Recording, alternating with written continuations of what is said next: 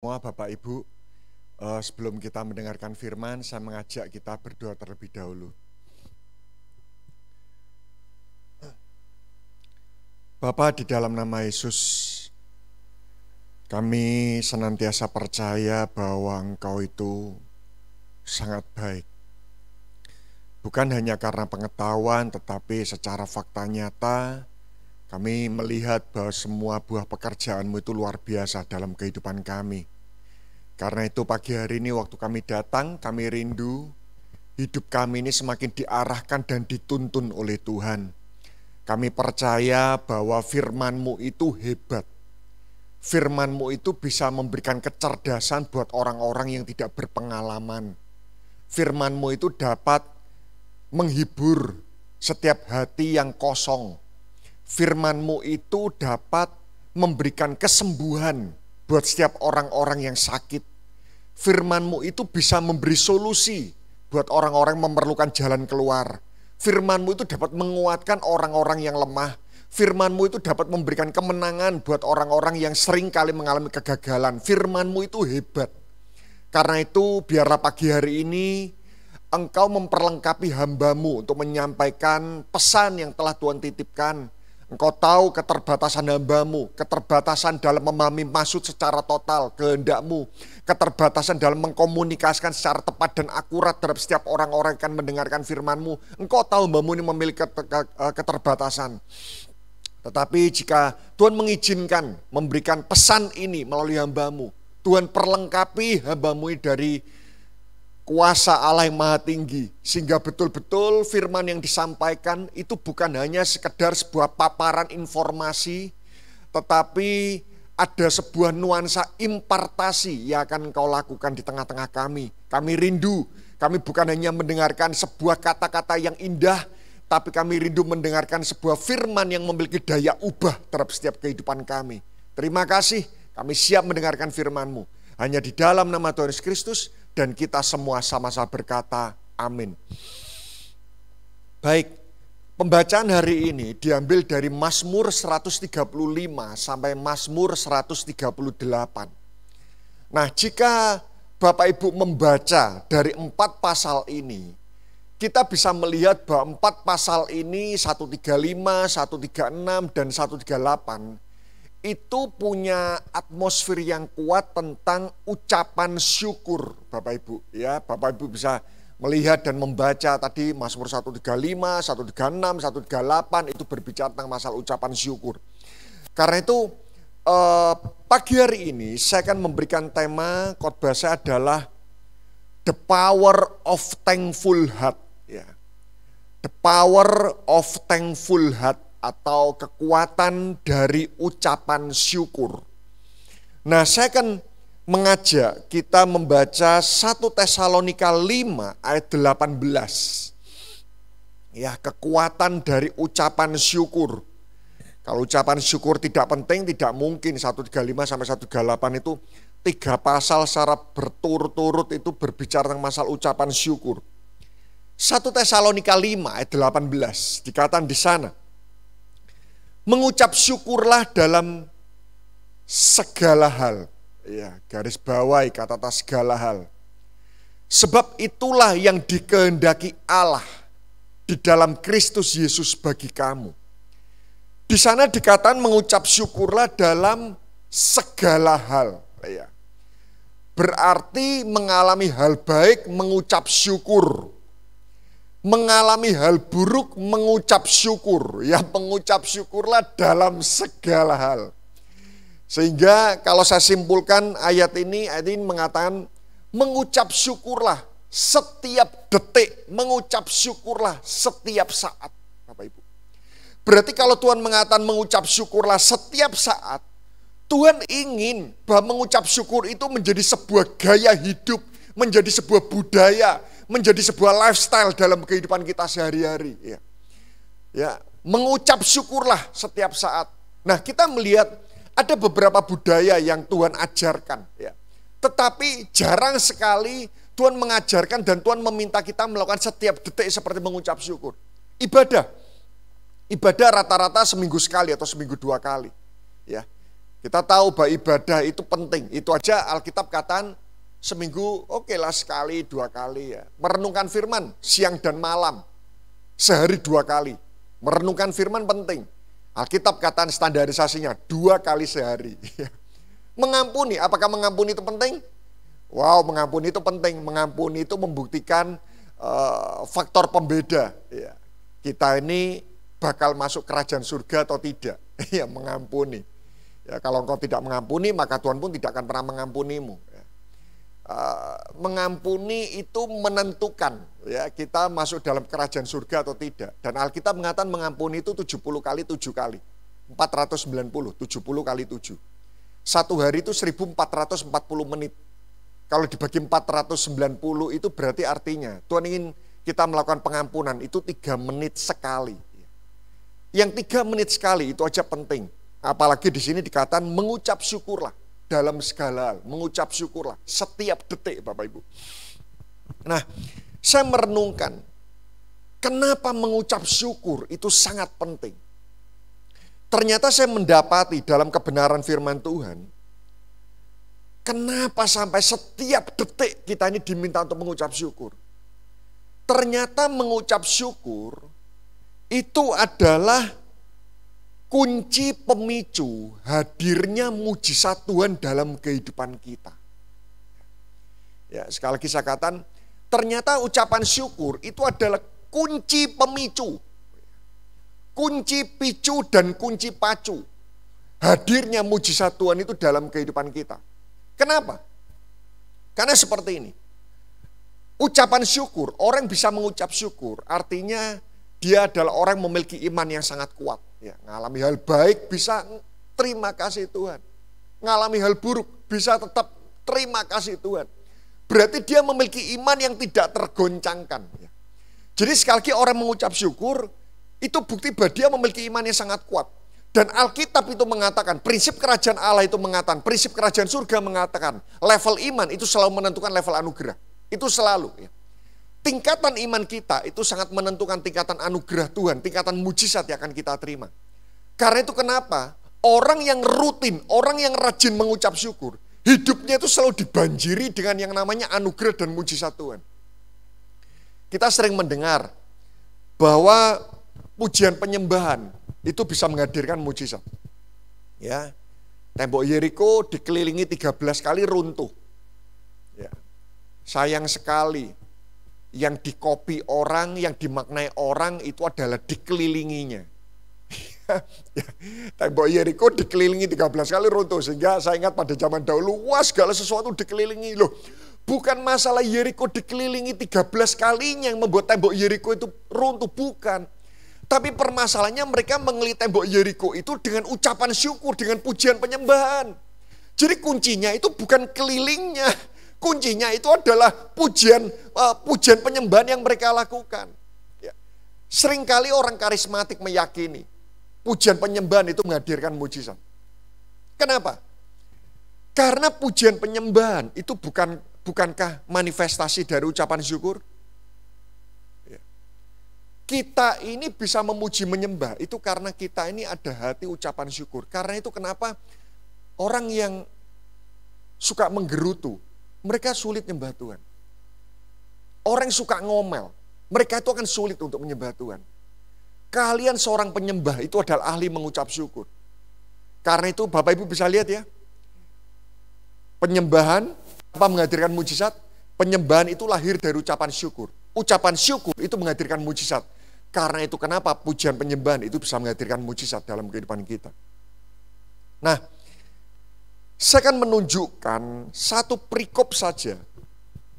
Satu perikop saja sebelum nanti saya akan memberikan poin-poin alasan untuk mengucap syukur. Saya berikan satu perikop saja tentang perbedaan orang yang mengucap syukur sama orang yang jarang mengucap syukur. Kita lihat Lukas pasal 17 ayat 11 sampai 19. Ya. Ayat ini betul-betul menceritakan, menunjukkan faktor pembeda antara sama-sama pengikut Yesus ya, sama-sama mereka percaya kepada Yesus, sama-sama percaya Yesus. Ya. Kalau zaman saat ini sama-sama orang Kristen ya. Tapi yang satu itu ahli mengucap syukur, yang satu tidak. Sama-sama orang percaya Yesus. Lukas 17 ayat 11.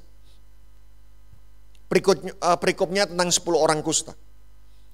Dalam perjalanannya ke Yerusalem, Yesus menyusur perbatasan Samaria dan Galilea. Ketika ia memasuki suatu desa, datanglah 10 orang kusta menemui dia. Mereka tinggal berdiri agak jauh. Ya, ada 10 orang kusta. Kira-kira yang datang pagi hari ini,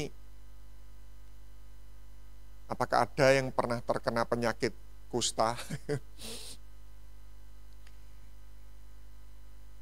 Saya melihat penyakit kusta ini penyakit yang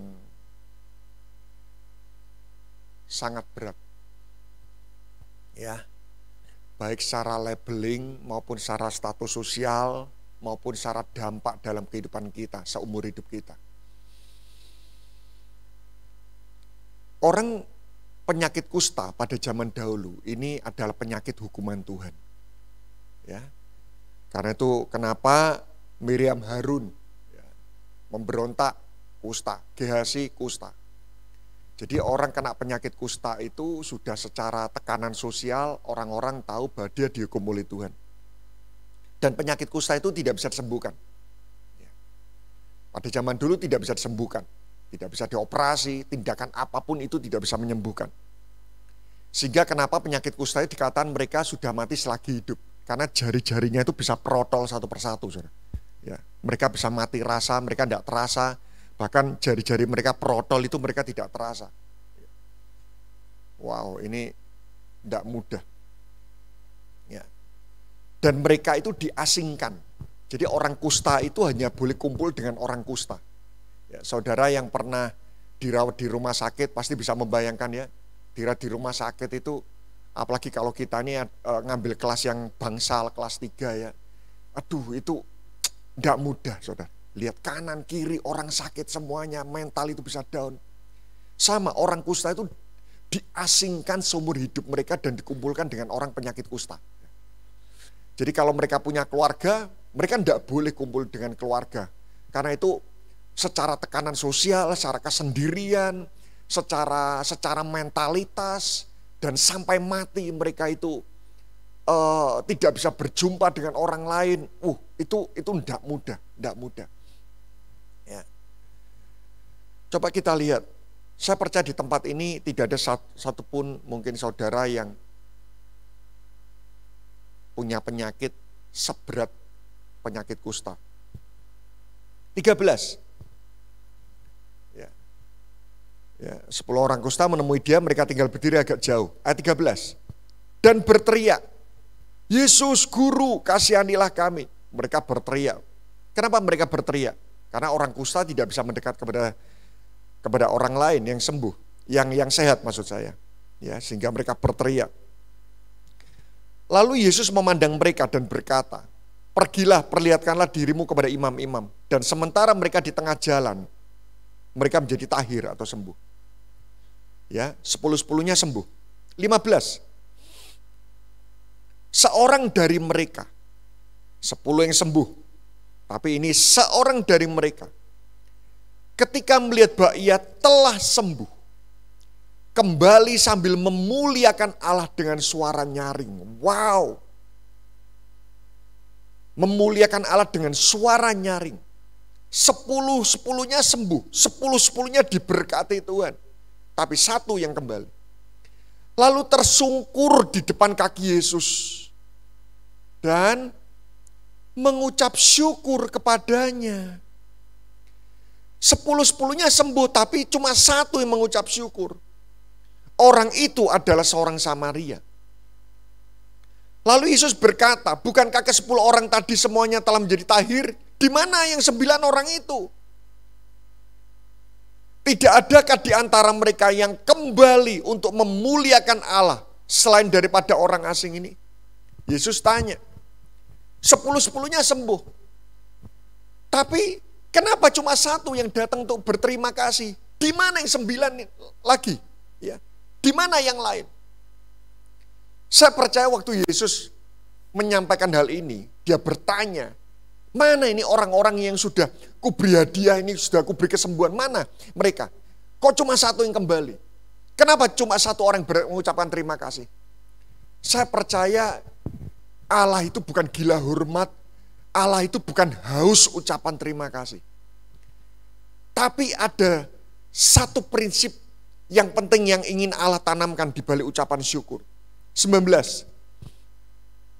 Lalu ia berkata kepada orang itu, berdirilah dan pergilah, imanmu telah menyelamatkan engkau. Nah, di bahasa Indonesia ini kurang jelas. Di sini dikatakan imanmu telah menyelamatkan engkau. Kok seolah-olah isunya tentang keselamatan ya. Tetapi kalau saudara nanti baca di versi King James, dikatakan bukan imanmu telah menyelamatkan engkau, tapi imanmu telah menjadikan engkau utuh kembali. Ya, imanmu telah menjadikan engkau lengkap. David had made thee whole. Imanmu itu telah menjadikan engkau utuh. Apa perbedaannya? 9 orang yang telah disembuhkan Tuhan, jarinya yang protol tetap protol. Tapi satu orang mengucap syukur, bukan hanya terima kesembuhan, tetapi diciptakan ulang. Jadi jari-jarinya yang protol itu semua dibuat lengkap semua. Ini perbedaannya. Saya mengamati, saya belajar dari perikop ini. Ada perbedaan loh.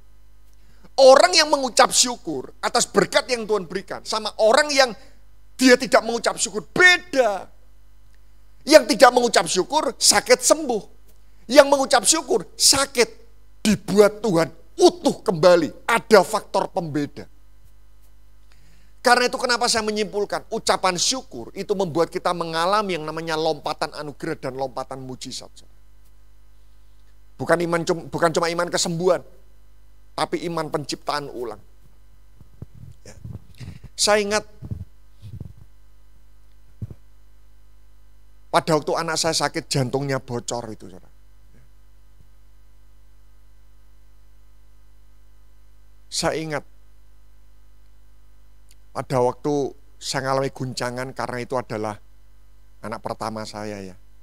Kembar jantung bocor. Wah itu tidak mudah, saudara. Tidak mudah. Ya, saya punya orang tua dan mertua juga karena usianya tidak bisa menolong. Tetapi saya ingat waktu itu di kantor, tiba-tiba Tante Erna itu telepon. Saya ingat betul waktu itu sekitar jam 9:30 pagi. Tante Erna itu telepon, dia mengatakan bahwa berkat Tuhan itu selalu sempurna, tidak ada cacat. Saya ingat betul itu. Sekitar 25 menit Tante Erna waktu itu telepon. Telepon, dia kuatkan dan dia doakan saya. Berkat Tuhan itu sempurna, tidak ada yang cacat. Dan setelah hari itu, saya katakan Tuhan betul. Anak saya ini berkat Tuhan. Tidak mungkin cacat. Saya mengucap syukur buat kehadiran 2 anak saya. Saya katakan, Tuhan, saya tidak minta disembuhkan. Tapi saya minta organ-organ yang rusak diciptakan ulang semua. Waktu itu kami sempat sudah siap semuanya, helikopter rescue itu siap pergi ke Malaysia. Sudah siap semuanya, 1 minggu sebelum berangkat saya coba cek lagi. Dan dokternya waktu cek itu biasanya cek itu kurang lebih sekitar 7 menit itu sampai kurang lebih sekitar 20 menit, lama sekali, lama. Dokternya bukan orang Kristen. Dan setelah itu dokter ini terdiam. Dia baca track record medis sebelumnya semua. Dan setelah itu dia menyampaikan kepada saya, Pak, ini tidak perlu ke Malaysia lagi, Pak. Kenapa, Dok? Saya tanya. Jantungnya anak Bapak ini baru semuanya. Baru betul. jantungnya yang lemah ini tiba-tiba normal, ya. Penyumbatannya yang bocor itu tiba-tiba nutup semua. Ya. Jantung bocor nutup itu secara medis masih memungkinkan. Tapi kalau jantung lemah, sembuh, itu tidak bisa, Pak. Ya. Jadi sama seperti pompa, pipanya bocor itu masih bisa, ya masih bisa diperbaiki. Tapi kalau sudah pompa daya dorongnya lemah, itu harus ganti pompa, dia katakan. Nah, jantungnya anak Bapak ini bukan cuma yang bocor itu nutup, tapi jantungnya tiba-tiba tuh daya dorongnya normal lagi. Dia tidak bisa menjelaskan secara medis. Tapi jantungnya anak Bapak ini semua normal. Normal sudah. Ya. Secara medis hanya bisa menutup, tapi tidak bisa mengubah daya dorongnya. Pada saat itu, saya tidak tahu medis saat ini bisa atau tidak. Nah, dari hal itu, saya semakin meyakini, ada sebuah perbedaan antara orang mengucap syukur sama orang yang tidak mengucap syukur. Karena itu, mari hari ini, apapun yang saudara alami, jangan lupakan tentang prinsip ucapan syukur. Saya akan masuk secara cepat alasan kita mengucap syukur. Ya, jadi kalau Bapak Ibu hari-hari ini lagi mencari dan menggali apa ya alasan, Pak Anton, saya tidak punya alasan untuk saya mengucap syukur. Oke, saya tunjukkan beberapa hal. Yang pertama, alasan yang tidak pernah tergoncangkan. Kenapa kita harus mengucap syukur? Roma 5 ayat 8. Roma 5:8. Ini alasan ucapan syukur yang tidak akan pernah bisa tergoncangkan. Roma 5:8. Akan tetapi Allah menunjukkan kasih-Nya kepada kita oleh karena Kristus telah mati untuk kita ketika kita masih berdosa. Yang pertama, apa alasan mengucap syukur? Karena kita sudah diampuni dosanya.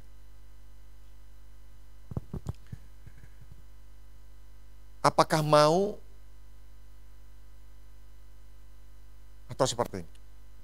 Kalau saudara boleh meminta sesuatu hal dan pasti dikabulkan Tuhan, saudara minta apa?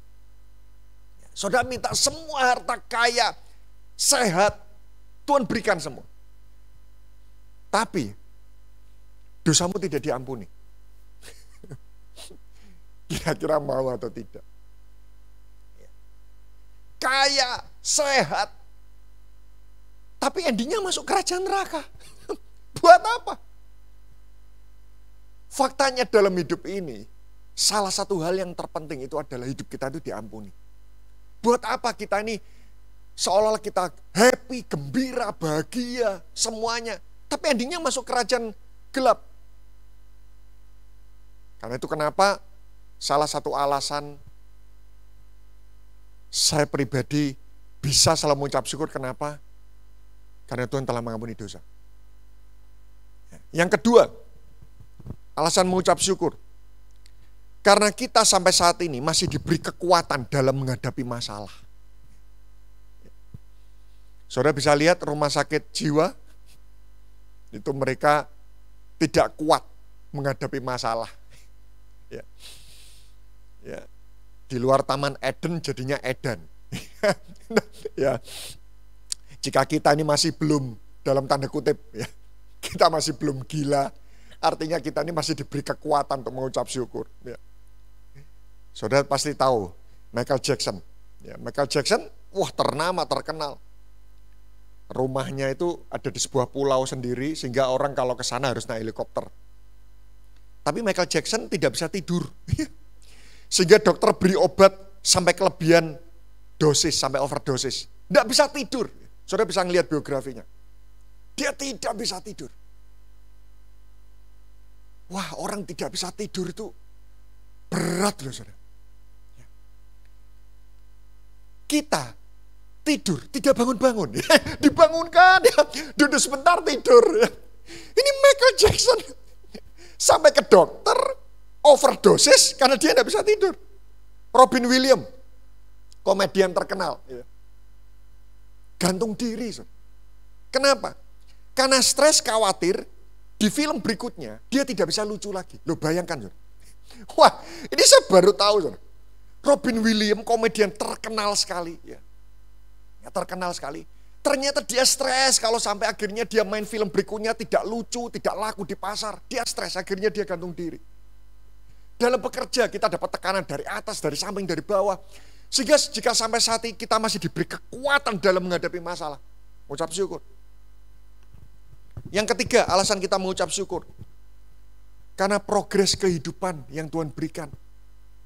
Ya.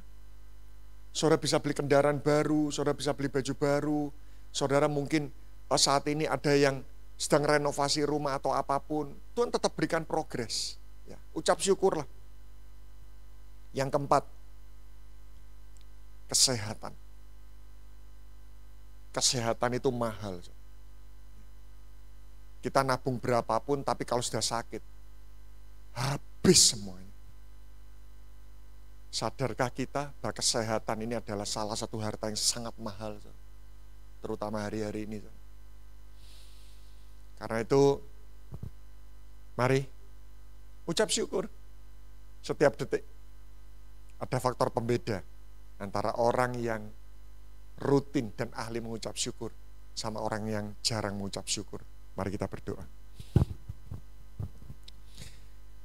Bapa, terima kasih buat kebenaran firman-Mu yang telah menuntun kami, membimbing kami.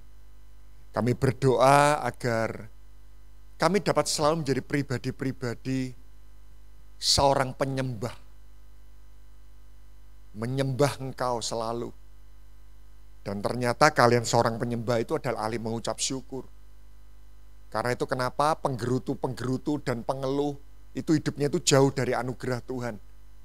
Tapi orang yang ahli mengucap syukur hidupnya itu selalu dekat dengan yang namanya anugerah dan kasih karunia. Materaikan firman-Mu dalam kehidupan kami, biarlah betul-betul mulai saat ini kami memiliki gaya hidup mengucap syukur. Hanya di dalam nama Tuhan Yesus Kristus, dan kita sama-sama berkata, amin. Tuhan Yesus memberkati kita semuanya.